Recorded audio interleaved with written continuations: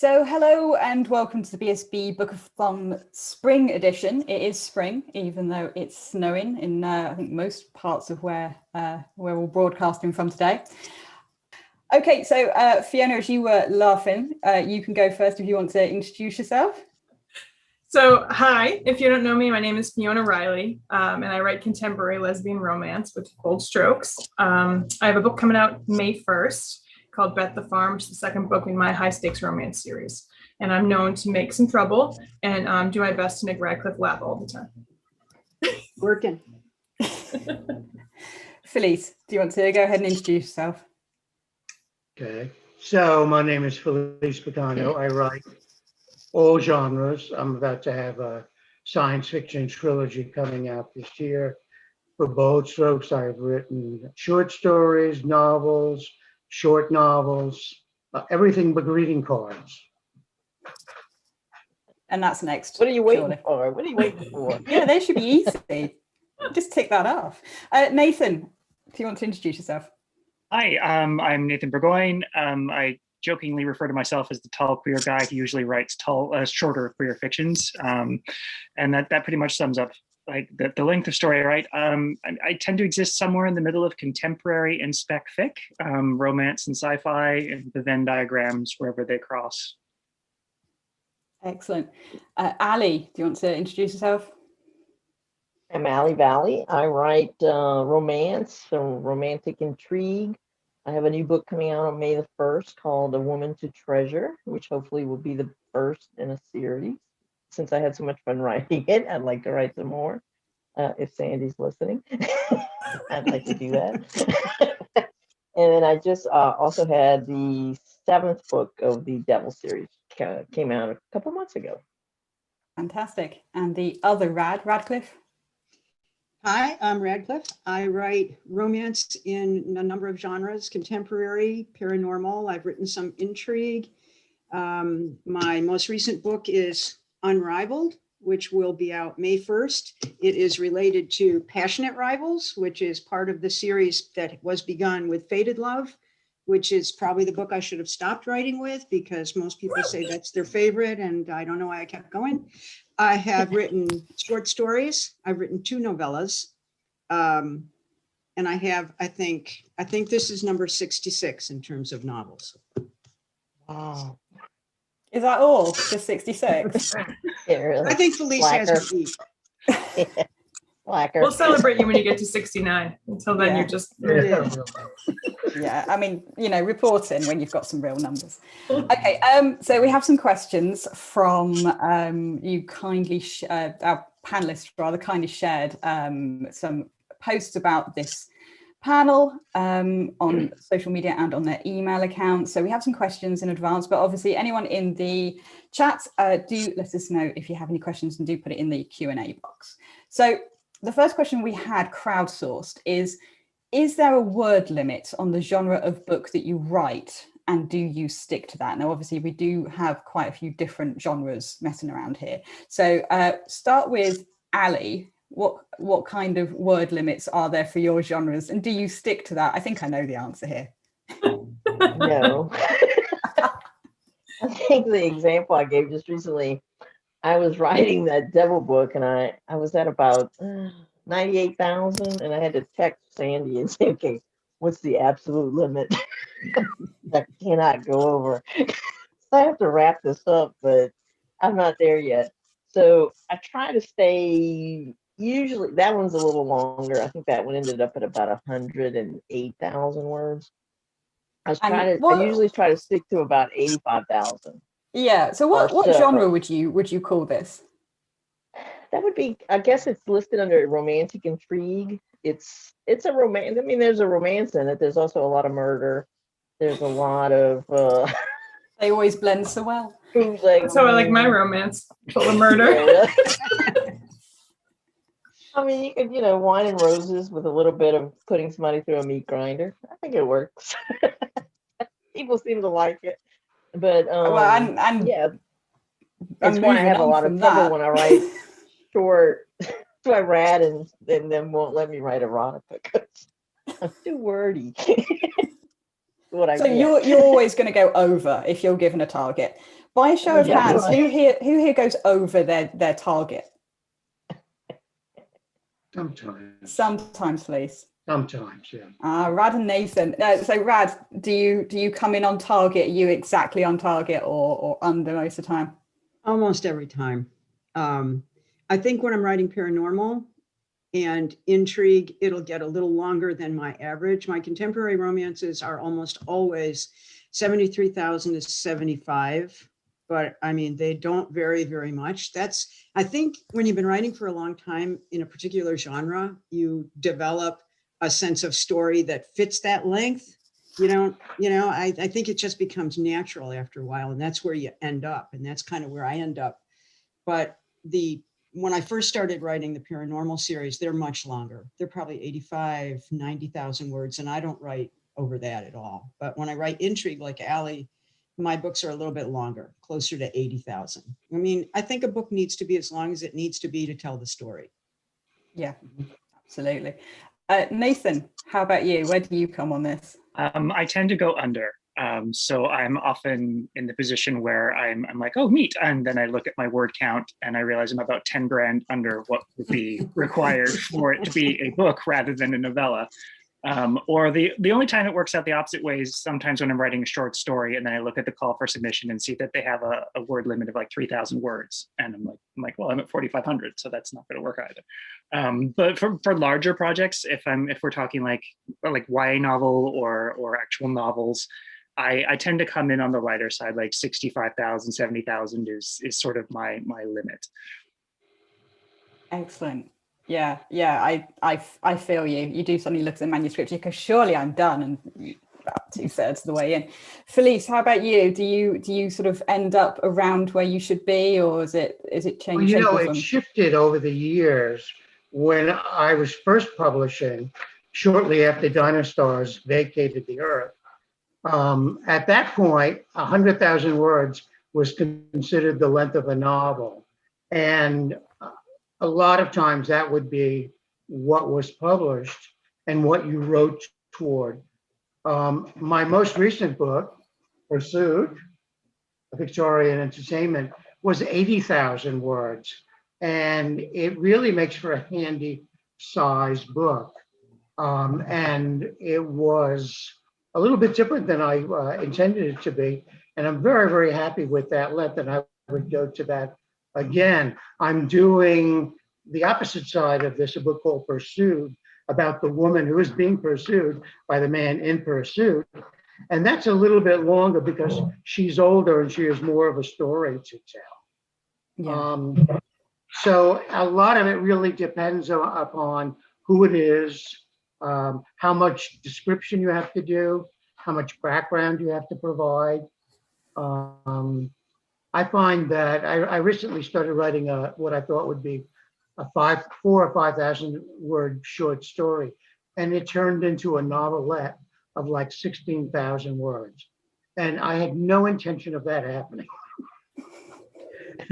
And I was reminded of Thomas Mann saying that he began Joseph and His Brothers, which ended up being 4 volumes and about 1,200 words, as a short story. And I thought, oh, we have no idea what we do, Yeah, that's true. That is true. Fiona, how about you? Do you normally stick to your word limit, or do you come in under or over? I always shoot for 85-ish. My first book was 86, I think. And then honestly, I'm usually between there and about 100, 102. It really sort of depends. I find that if I'm writing a series, the first book in the series where there's a lot of world building tends to be bigger. And then once that's done, it's more story based for the following stuff. So I've written 2 series now, 2 3-book series. And the first book in each series is longer for sure, where I just sort of build that world. But I just did a novella in All I Want for Christmas, and that had a very strict, 30 to 33,000 word limit, which is 1/3 of my normal book. That was a challenge that took real discipline. But it was a good challenge. I think it's going to help me, like Rad said, in the long run, be more concise and get to where I need to get to faster. I think it's just a matter of conditioning the brain and getting to the story, not putting in things that don't necessarily need to move the story along. So I'm hoping that improves, because I'd be thrilled to write an 85,000 word book. It definitely would shave time off the 104,000 word that I'm doing. So I think that comes with practice. So I think, slipping over to the novella side or the short story side and coming back to the full length is good. I think it conditions the brain to be more concise and choose the right words and not be, so flagrant with the word usage. Yeah, definitely. So by show of hands, how many of you have written a full-length novel? How many of you have written a novella? How many have written a short story? And how many have written flash fiction, so under 1,000 words? Nathan, we have a question in the Q&A from Lara Hart, who I know very well, who has asked you, do you think being Canadian gives you a leg up on short story writing, as it's obviously so beloved over there? I feel like I'm cheating because I was born in Britain, and I came to Canada, and I am a Canadian citizen now. But I would say that Britain also has a strong history of short fiction as well, and serialized fiction. And it's true, I grew up. So if I think about my experience as a kid, the books that I was given as a kid were very often collection of short stories. And I don't think that's as common in the States. I feel like a lot of the kids' books that I see my friends, and even in Canada to some degree, you get those like super short story collections, things like that. So I don't know, I think maybe they're right. Maybe there is something to say about the Canadian point of view that I'm not sure is my answer probably. But I certainly do think that there's a lot more attention paid to short fiction in Canada and Britain than I see in other places in the world, for sure. Yeah, absolutely. Laura, as a Canadian who now lives in Britain, is obviously trying to get you to say how wonderful Canada is. So I love Canada. Well, you must do. You live there. Yeah. Okay, right. So back to the other questions that we have. So we obviously went. So I can just see Lara. So all except one of you have written flash fiction. For those of you who haven't written flash fiction, why? Why have you not gone down to such a small amount of words? So for those who are watching who don't know, flash fiction is usually considered under 1,000 words. And if you haven't done so, Nathan basically is the only one who has, would you consider trying that? So let's try Ali and her 100,000 word tomes. Do you think you can drill those down into 1,000 words, Ali? If I could write a story about two people meeting, maybe keep that under 1,000 words. I don't know. I guess it would be a good exercise, like Fiona said, and maybe train your brain to concise it down. I mean, I don't always normally want to end up at the 100,000 or the 95, but now what I'm finding, especially working with Victoria as my editor, is I'm adding in a lot more emotion, and emotion chews up a lot of words. I was just an emotionalist before I met her, but it does make the story a lot better. But I guess it would be a good exercise to maybe try that. Fantastic. Rad, how about you? Have you ever considered that? Honestly, no.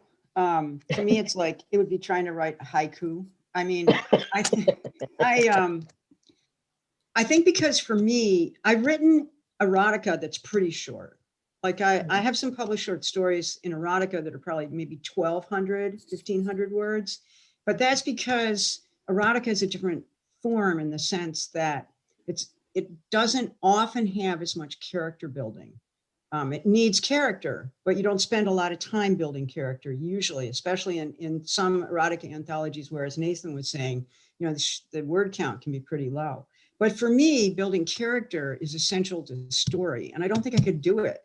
And I can't even write a blog. I mean, I mean, people ask me to write a blog and I say, no, I can't do it. I mean, I just don't know what I would say in those few words, as you can clearly tell right now. Yeah. Well, you can write long blog posts. It's fine. You can carry on. I'm the queen of that. Felice, how about you? Would you challenge yourself to some flash fiction? Well, it's interesting because I write essays, personal essays, which get published, and some of which are quite short, under 1,000 words. And I also write poetry, and I write prose poems. And a lot of times my short very short form writing will be a prose poem rather than a story, and it will go into a poetry collection. Mm. You know. So technically you have Yeah. sort of written flash fiction. Technically, I have. Yeah, I say you have, yeah. Oh, okay. I'd add that to your CV, your resume immediately. Like 3,000 words is about the smallest I can go in a short story. And I agree with Red in that you have to develop something, you know, instantly. And I'm constantly reading people like Flannery O'Connor and Eudora Welty and seeing how they do it. And they do it brilliantly by eliminating everything Mhm. and just focusing very, very closely on a conversation or two actions or something like that. And it's a wonderful gift, and I don't have it. I'm sure you do. I'm sure you do. Fiona, how about you? Well, I guess if we're counting some of the stuff Felice has done, I used to write a lot of poetry. I was first published when I was 12.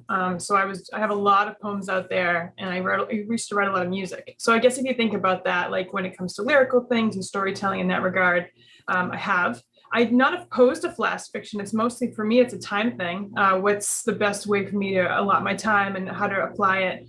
I think I have a hard time getting under 1,500 words for sure.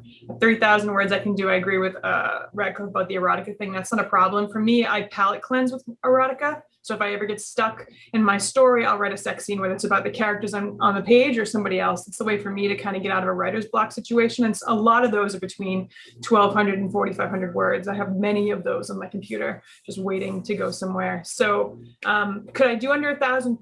Maybe. I could.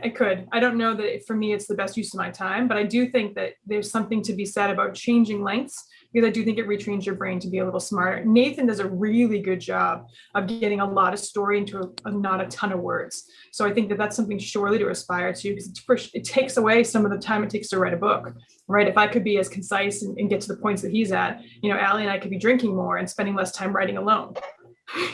Exactly. Yeah. Excellent point. I mean, it's a skill set you need to learn for multiple reasons. Jerry has asked a question in the Q&A. He said, does your word count change substantially from the first draft to the second draft? I'm going to see the facial expressions and see who I'm going to go with. I'm going to go with Ali first. It does. I thought it might. One, I was really surprised. I just finished editing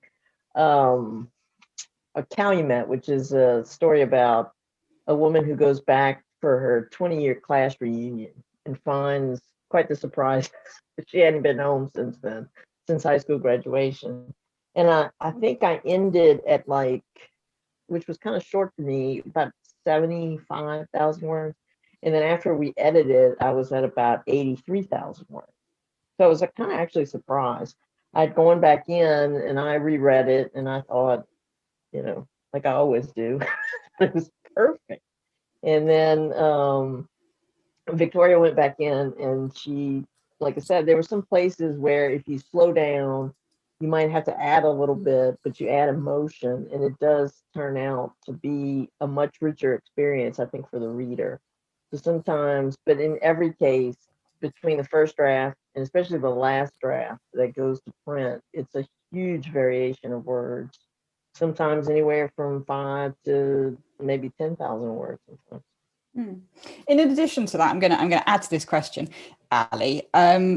Do you find that you pepper those extra words throughout the entire manuscript, or do you focus on adding certain scenes, and the majority of it comes into certain sort of like new parts of the story, new scenes? It's new parts of the story that add to a scene that, you know, you don't want to, I guess, is to not tell, but to show. So to show what the character, not just what they're thinking, because I think that's kind of a cheat, but what they're feeling. You know, if you go back to your hometown and you haven't been there in a very long time, just to give an example of that, it, you know, to put down exactly what that person is experiencing. And I think that some people, especially if you've been to your 20-year class reunion, it was quite the shocker.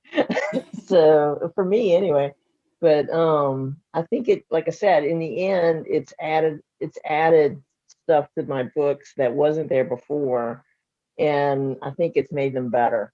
So in this case, and sometimes like I like to complain about editing. I'm not a diva or anything, but I do like to complain a little bit.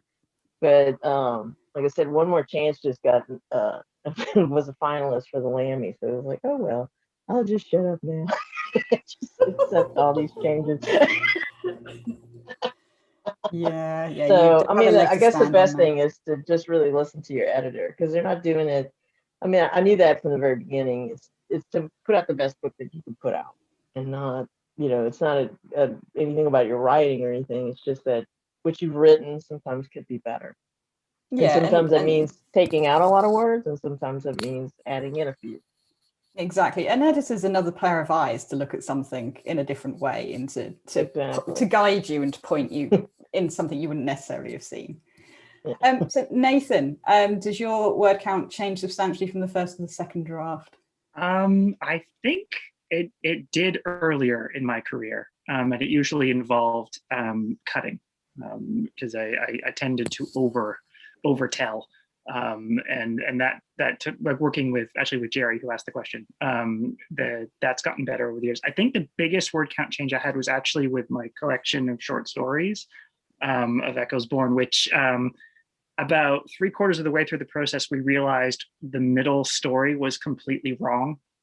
Like it was basically, it shouldn't have even been in the collection. So out of nowhere, I suddenly lost about 13,000 words that I had to make up.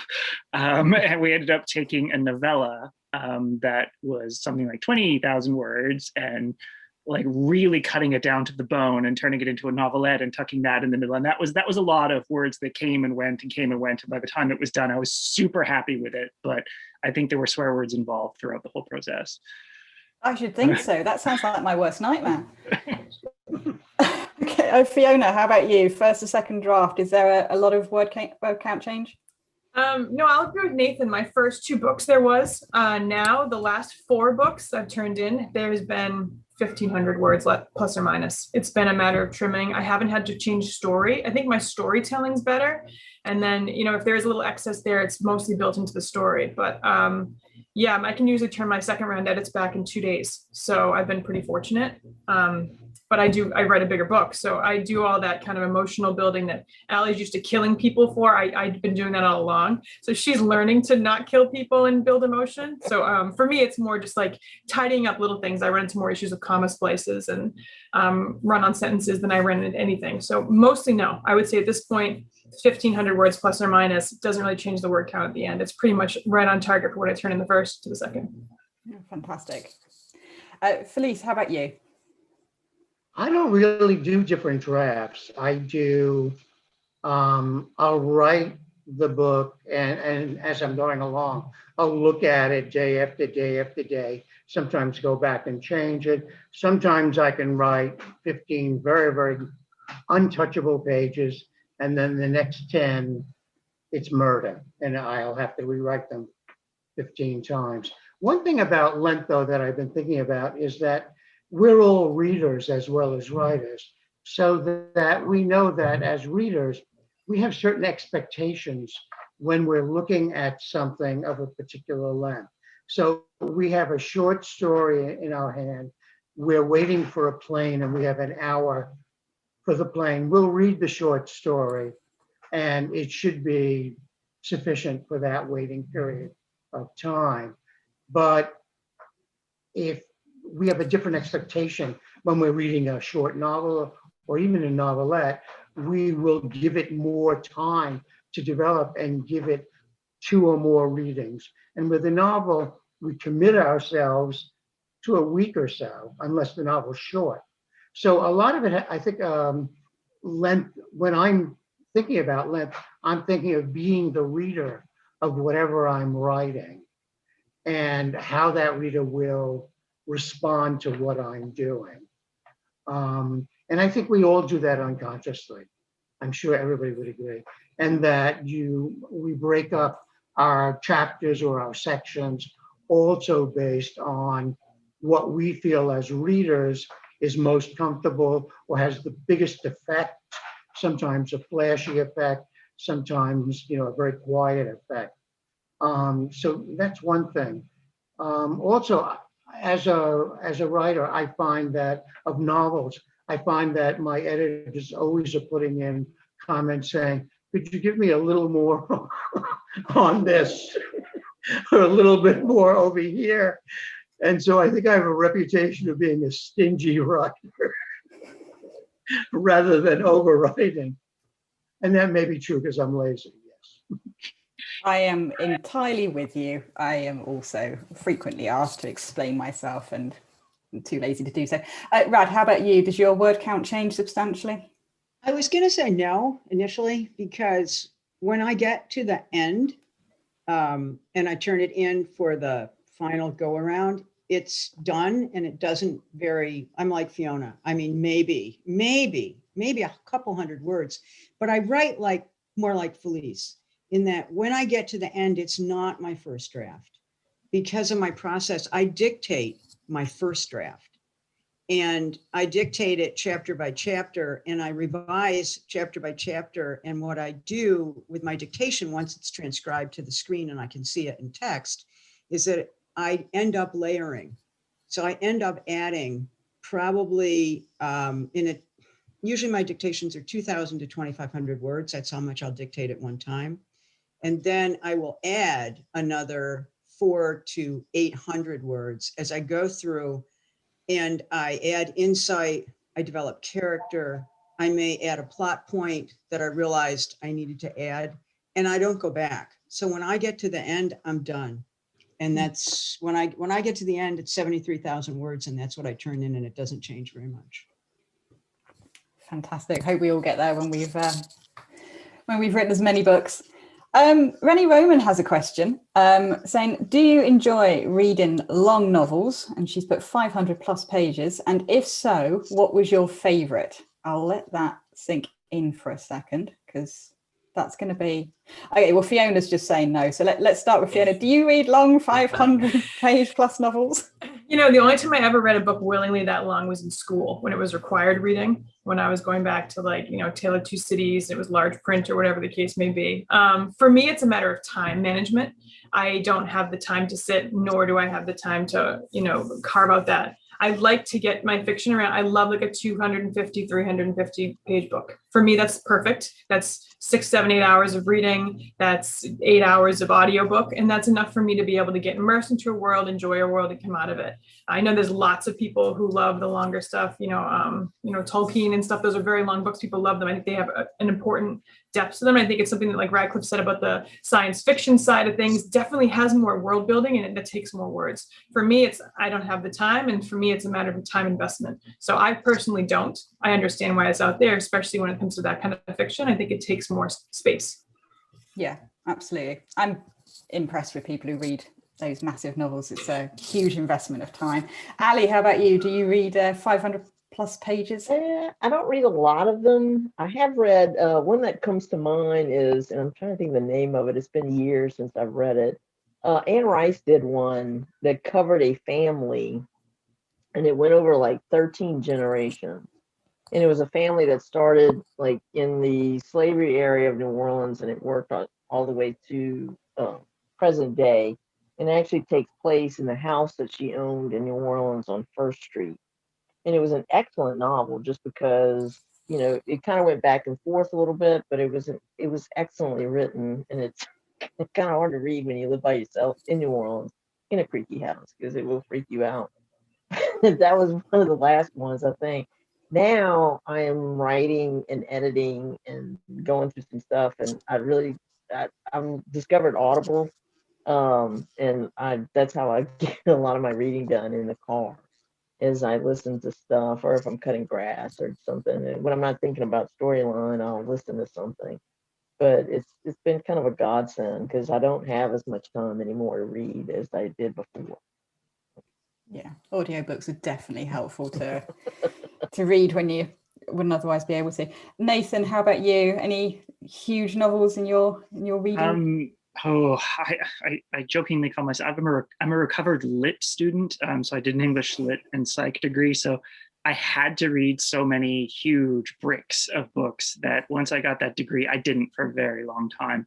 But when I was a bookseller, I mean, a lot of award-winning books seem to be super long. And so I often read the award winners so I could talk to customers about them.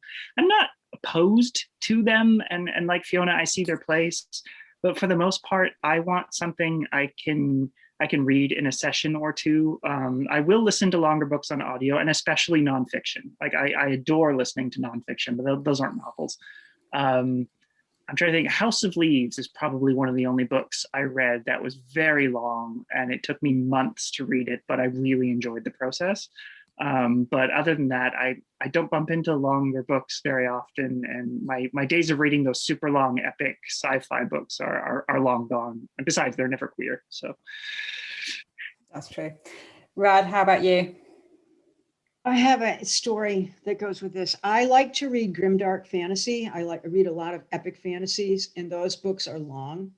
And about, I guess, maybe 2 years ago, I started a series. It's called the Book of the Malazan, and it's 10 books, and each one is probably 800 pages, maybe longer. I didn't read anything else until I finished it, and it took me, well, I mean, I read other things. It took me a year to read the series. It was an incredible investment, but it was that good. But ordinarily, no, I don't read that long. But when I do read the grimdark authors that I really like, they're long books and they take me longer. And I don't start one until I know that I'm mentally in a place that I'm okay, that it's going to take me 2 months to read this book. Yeah. Felice, how about you? I read long books. I recently had an experience where I started an international bestseller by Carlos Ruiz Zafran, 500 and some odd pages long. I completely stopped at page 250, and I'm not going to complete that book. There was something wrong with the rhythm of the book that did not take me to the end.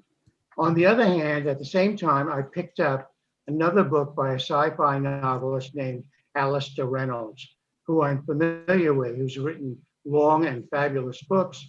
And I know that the pace and the rhythm of that book is going to be such that I'll go through it very quickly. So a lot of it, I think, has to do with what is actually on the page. A 500-page Thomas Hardy book compared to a Stephen King book, for example. They're completely different in their rhythm, and so we read them at different speeds. Absolutely. Eric has a question, and he says, are the days of the 100,000 word novel gone? And do readers no longer have the patience to immerse themselves inside? I sure hope not. I just turned in one of 104,000 words. Eric, get on it. No, cut it. Get rid of it, off the schedule. Nathan, what do you think? Do you think people's patience is slimming, and maybe book sizes are going to be going with them? I think that if you chase a trend in reading, you're going to end up behind before you catch up. So I do think that we've seen shorter books getting more attention, and I think a lot of that came into play because of e-readers, like the fact that you can make a novella now and market a novella and sell it separately as its own object in a way that is accessible, that isn't something that used to be as easily available, especially as someone who worked in a brick and mortar bookstore. But no, I don't think any one format is ever going to vanish or go out the door or not. There will always be readers for a particular length or style or genre. I think it's just something will be popular for a while and then it won't, and then it'll come back. So yeah, I mean, I love reading Fiona Riley's 100,000 word books, so I hope that she keeps writing them. So considering that Fiona and Ali, you have both recently turned in books of over 100,000, I'm going to assume that you think that patience is not an issue and that people are happy with that. But jump in if I'm wrong. Rad, do you think, probably the oracle here who knows all the figures and facts, do you see a trend towards shorter books? No, I agree with Fiona. I do, and Nathan. I do see we are getting more novella submissions. And I think that is a result of technology. I mean, I think the fact that digital reading makes it much easier to produce a novella as opposed to, you can't print a novella.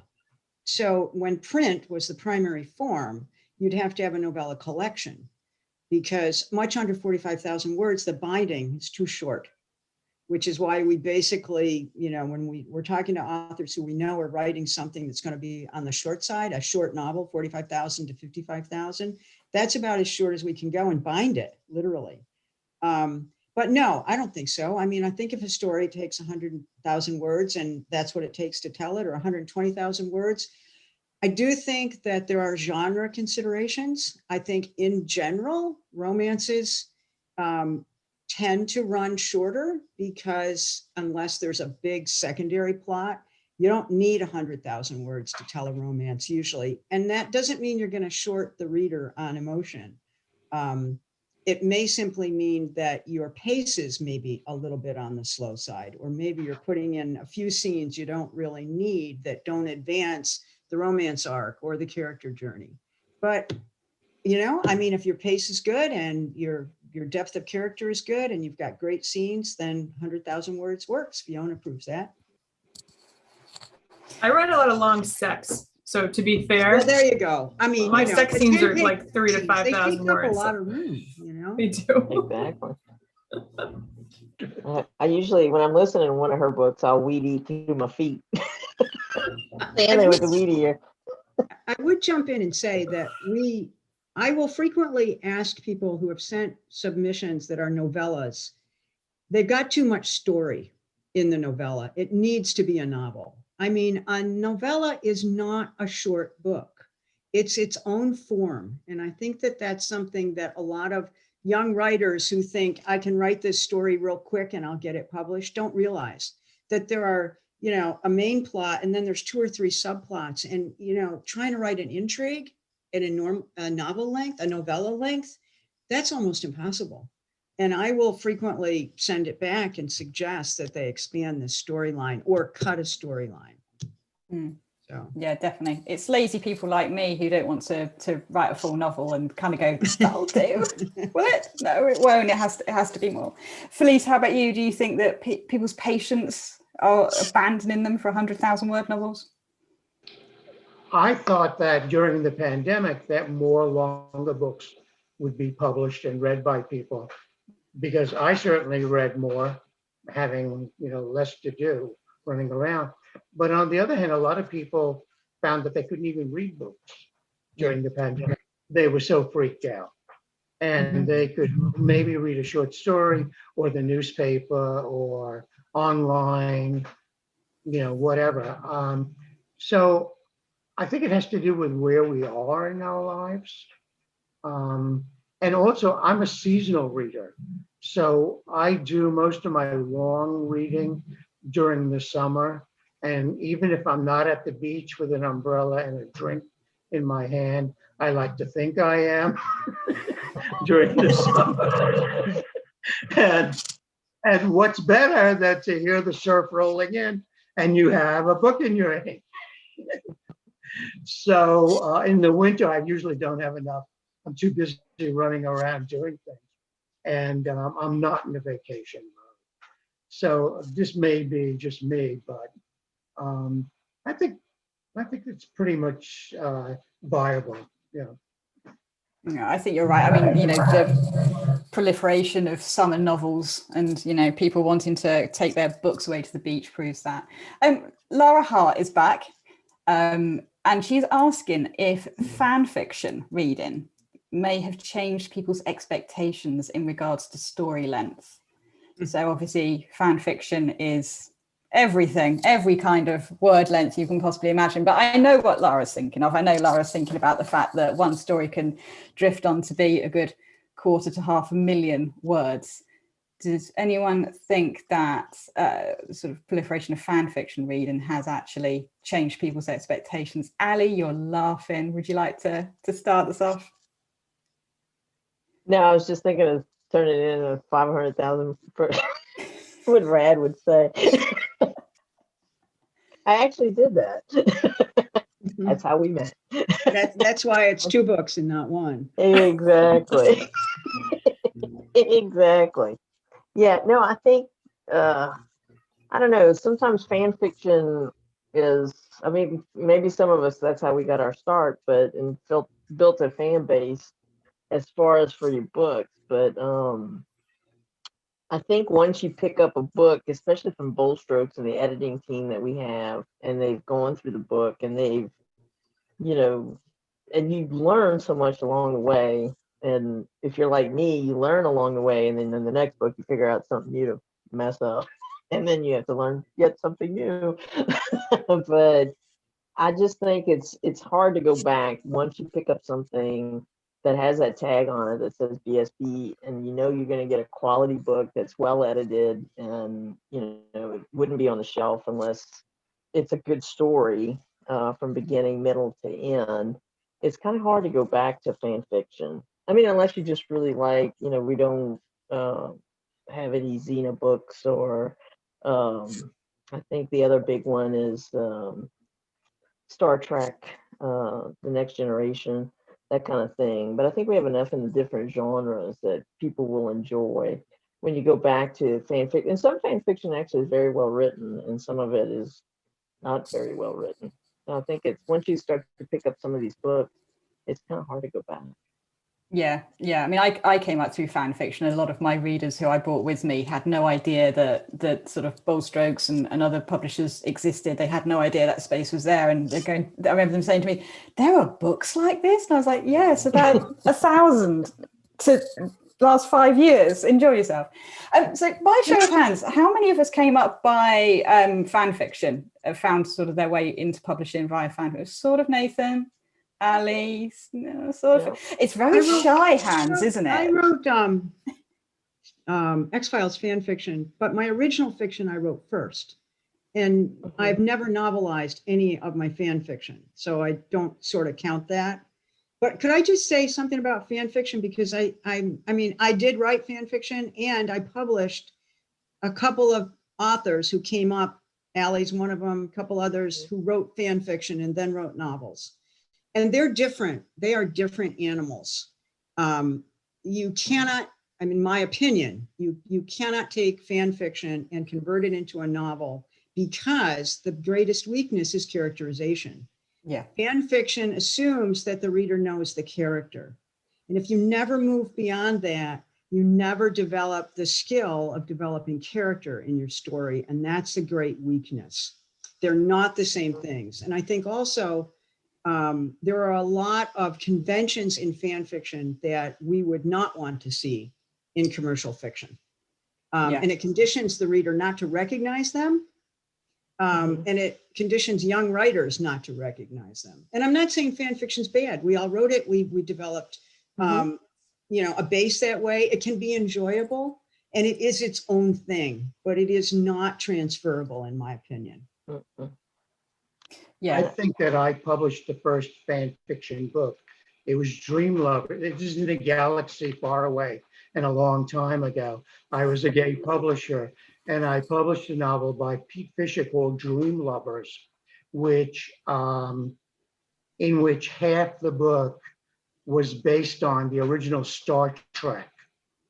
And we were waiting for Gene Roddenberry to sue us for the book. This is 1983. Or something.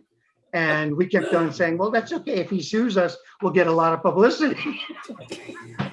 But it never happened. But the amount of mail that the author got and that the publisher got as a result of this being about Star Trek, and it exposed all what the author and a lot of people have thought were all of the gay subtext of the original Star Trek between the 3 main characters, and then it brought in some other ones, but it was very, very tricky to edit it, because I was the editor on this book, because I was also a fan of Star Trek.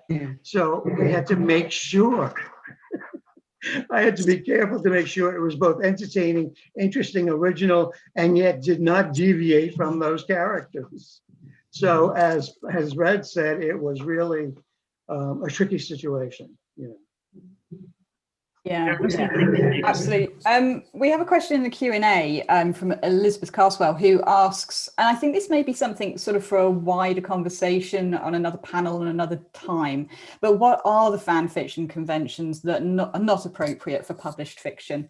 Rad, do you want to target that in about a minute, or do you want to? Yeah, there are a lot of technical issues that show up in terms of description and point of view that won't fly, really, and really shouldn't. And I just don't think that they're well recognized because they're practically universal. So it is a topic for another time. It is. I think as a fan fiction writer myself, who became published, I had to be deprogrammed in many ways for the way I was writing, and had no idea what half the rules were. And because I was surrounded by so many people who also broke those rules, I was very confused as to, you know, why do I have to do that? What are these rules? And now I understand that those rules are there to help people with understanding the book. So we will file that away. And Elizabeth, we may well come back to that on another bookathon, because it is a very good question and a good topic. Okay. We are sadly out of time, but thank you all. It's been amazing. And we've learned so much. We've learned so much about the lengths of novels. Just quickly, can we just quickly round up, and we can quickly go through people, and you can talk about your release, your most recent release. And if you're like Rad and you're organized and you have your little book to show off, then this will be a great time. Now we're going to see who doesn't have their book to show off. Fiona, do you want to go first?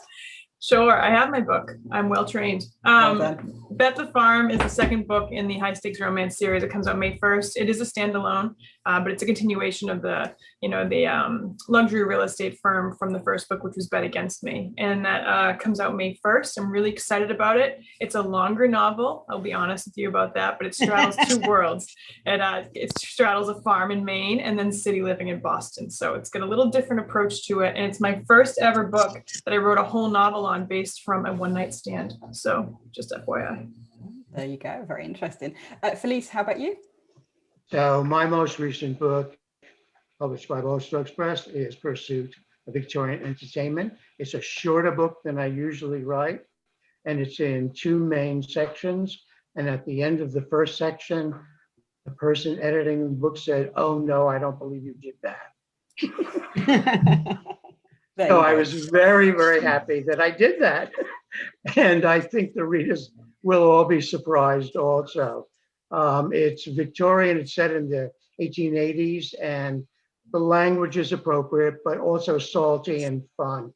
And I have some wonderful female characters in the book that I'm very happy with. Sounds very interesting. Nathan? See if I can. I can. My most recent one was Village Fool, which is a novelette. We're talking about things with weird word counts. It's about a guy who's got a crush on his physiotherapist, and because of April Fool's Day, his friends grab his phone, change his contacts as a joke, and he ends up texting really sexy thoughts about his physiotherapist to his physiotherapist all morning long. No. Well, we've all been there. Ali, how about you? This is A Woman to Treasure. Let's see if I can get it without the glare.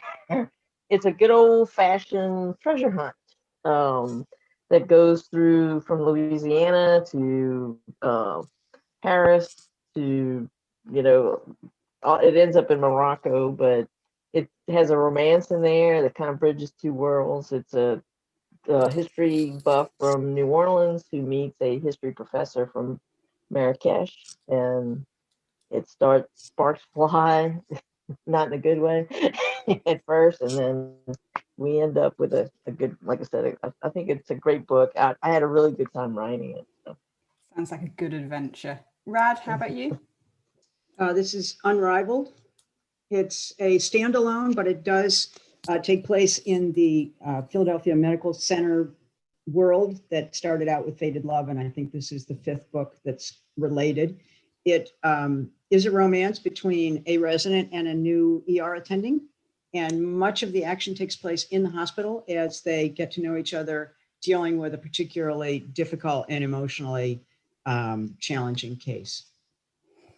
Sounds fantastic. Right, so there are some interesting books for you to pick up. Do remember that if you are in the chat roll, you'll see that there's a link to some fantastic BSB book deals. Thank you all for joining us. Don't go anywhere, because in about 9 minutes, there's going to be another panel, and it's going to be some author readings on a short story anthology. How on trend is that? For In Our Words, which is a collection of queer stories from Black, Indigenous and people of colour. So do stay tuned for that. And thank you for joining us. Thanks, everybody. everyone. Thanks, everybody, for being here. Thank you.